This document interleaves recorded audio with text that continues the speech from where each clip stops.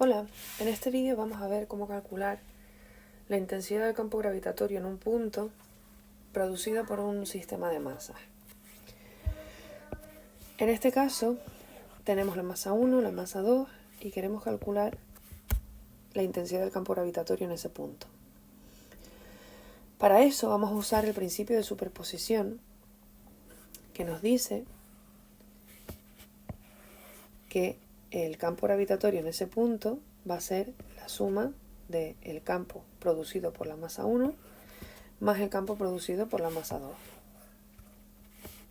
Vale, entonces para eso, como son magnitudes vectoriales, vamos a dibujar los vectores correspondientes, que van a partir del punto donde queremos calcular la intensidad de campo hasta la masa que lo produce.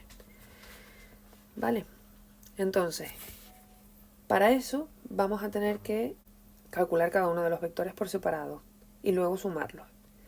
No podemos calcular los módulos y sumar los módulos, porque al ser magnitudes vectoriales dependen de la dirección y del sentido. Entonces, primero vamos a calcular el vector G2, que es el más sencillo, porque al estar en la vertical solamente tiene una componente. En este caso, fíjate que he colocado el módulo de G2 y le he asignado el vector unitario menos J. Al estar en el eje Y y apuntar hacia abajo, el vector unitario sería el J y como es hacia abajo sería negativo, menos J. ¿Vale? Entonces sustituimos la expresión, vectorialmente la tenemos aquí escrita, ¿vale? Esta sería la expresión vectorial, por eso tenemos que añadirle el vector. Aquí tenemos el módulo y le asignamos el vector unitario menos J. Sustituimos los datos y en este problema hemos puesto que la masa 2 son 10 kilos y la masa 1 son 5. Y además cada subdivisión en el eje es de 1 metro. Por lo tanto, sustituimos los datos, la constante de gravitación universal, la masa 2 y la distancia entre M1 y el punto donde quiero calcularlo al cuadrado. Sustituimos todo aquí. Seguimos añadiendo el vector unitario. Esto lo puedes hacer por separado si quieres. Puedes calcular esto por separado, que sería esto. Y luego juntarlo, da igual. Aquí como es muy sencillo, pues lo he hecho todo a la vez. Y el vector se nos quedaría de esta manera, ¿vale? Con sus unidades correspondientes. Metros partido segundo cuadrado. Bien. Este no tiene mayor dificultad. Ahora vamos con el otro vector, que al tener dos componentes, pues tenemos que descomponer el vector. Tenemos que calcular cada componente por separado. Para eso, lo primero que necesitamos es saber esta distancia. También porque necesitamos usarla para calcular el módulo. Entonces, para calcular esta distancia vamos a usar el teorema de Pitágoras con este triángulo de aquí. ¿Vale? Porque conocemos cuánto mide este ángulo, cuánto mide este lado, perdón, y cuánto mide este. Este lado mide 3 metros y este lado mide 1. Así que, si uso el teorema de Pitágoras, tengo que esa distancia que la he llamado R1 al cuadrado es igual a 3 al cuadrado más 1 al cuadrado. Por lo tanto, R1 es igual a la raíz de 10.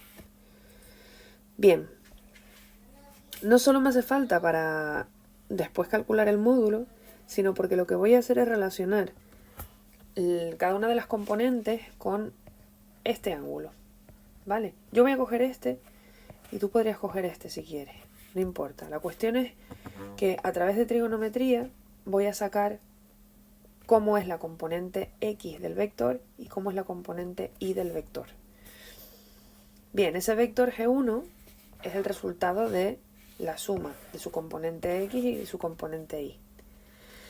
Su componente X, al estar enfrentada al ángulo que estoy cogiendo de referencia, va a ir con el seno.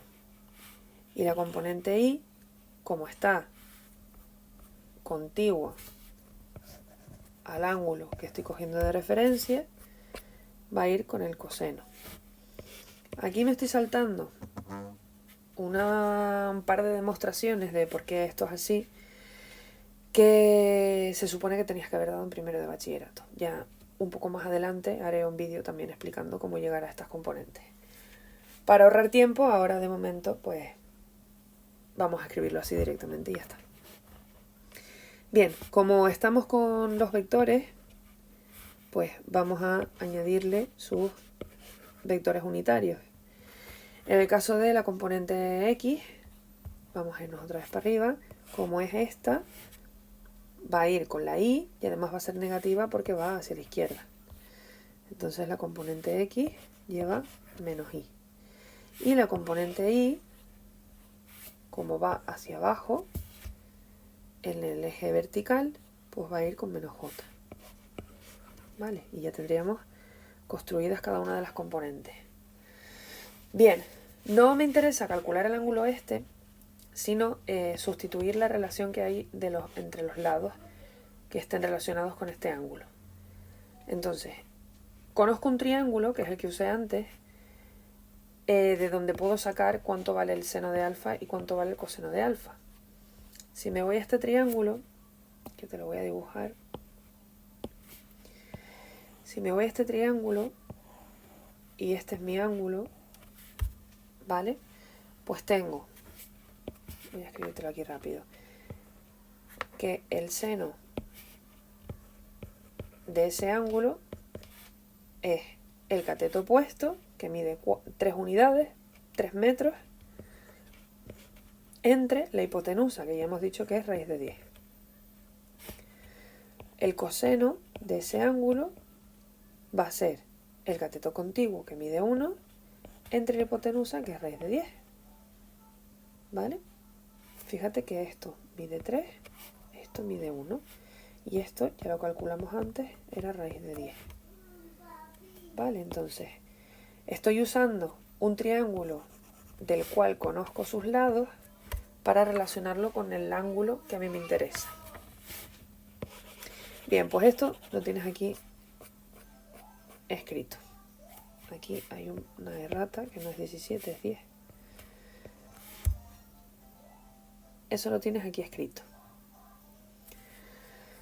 Entonces lo que vamos a hacer es, para construir nuestro vector G1, pues sustituir cada una de sus componentes. Vamos a sustituir esta y esta aquí dentro, ¿vale?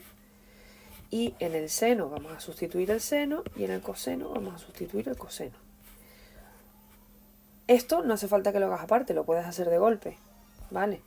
Es decir, te puedes venir aquí estamos calculando G1, ¿vale? Y te pones el módulo de G1 por fuera de un paréntesis en el cual vas a incluir las componentes. La componente en X, G1X, va a ser seno de alfa por menos Y. Y la componente G1Y va a ser coseno de alfa menos J. ¿Vale? Eso lo puedes sacar directamente si te vienes al dibujo, coges tu ángulo de referencia y dices, esta componente es la Y y va a ir con menos J.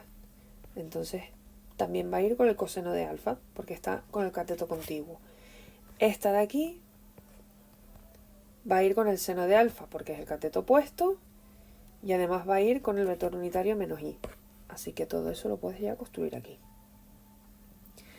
Bien, ahora sustituyo, como es el módulo de G1, ¿vale? Con M1 y R1, el seno de alfa, 3 raíz de 10, coseno de alfa, 1 raíz de 10, y ahora ya solamente tengo que sustituir y hacer las multiplicaciones correspondientes.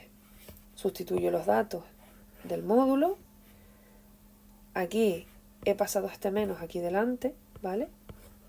Así que lo he colocado aquí y aquí. Y ahora he multiplicado esto de aquí fuera por esto y por esto, para que me quede la componente Y y la componente J. Fíjate que tiene que tener sentido, tiene que ser coherente. Es decir, aquí me sale que es un vector que tiene componente menos Y y componente menos J. Y cuando yo vaya a mi dibujo, efectivamente tengo que ver que es en menos Y y en menos J. ¿Vale? Para asegurarme de que no he puesto los signos mal. Bien, una vez ya tengo los dos vectores calculados, lo que quiero calcular, que era un poco el objetivo del problema, es el vector g total. Para eso voy a sumar de forma vectorial los dos vectores. Sustituyo el vector g1, que lo tengo aquí, y sustituyo el vector g2. Como es una suma vectorial, tengo que hacerlo componente a componente. Así que sumo la j con la j, y si hubiese más i, pues sumaría las otras i, pero en este caso solo hay una. Así que esta se queda igual, y esto lo sumo, de forma que aquí ya tengo mi vector intensidad del campo gravitatorio en ese punto. Si hiciéramos la suma vectorial de forma gráfica, pues efectivamente, teniendo en cuenta que tengo esos dos vectores colocados de esa manera, podemos hacer la suma vectorial. Esos vectores no son proporcionales a cómo es cada una de las intensidades, pero lo único que va a cambiar es que son más cortos o más largos. La cuestión es que si hiciéramos la suma en forma gráfica, tendríamos lo siguiente. Recuerda que lo que usamos, o lo más fácil, es el método del paralelogramo. Hago una paralela de este vector aquí, y ahora voy a hacer una paralela de este aquí.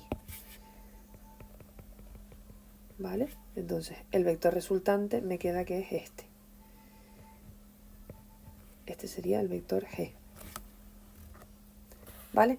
Efectivamente tienen componente menos i y componente menos j, que es el resultado que nos ha dado nosotros antes. Ya, pues, el tamaño de los vectores pues no es preciso, pero bueno, más o menos para saber si el resultado de las componentes está bien, pues, sobre todo con el tema de los signos, pues más o menos así te puedes ayudar. Insisto, no es preciso, pero por lo menos una locura no estás cometiendo. A lo mejor puedes haber cometido un fallo de cálculo, pero por lo menos tiene cierta coherencia, ¿vale? Bien, pues esto es todo, espero que te haya ayudado.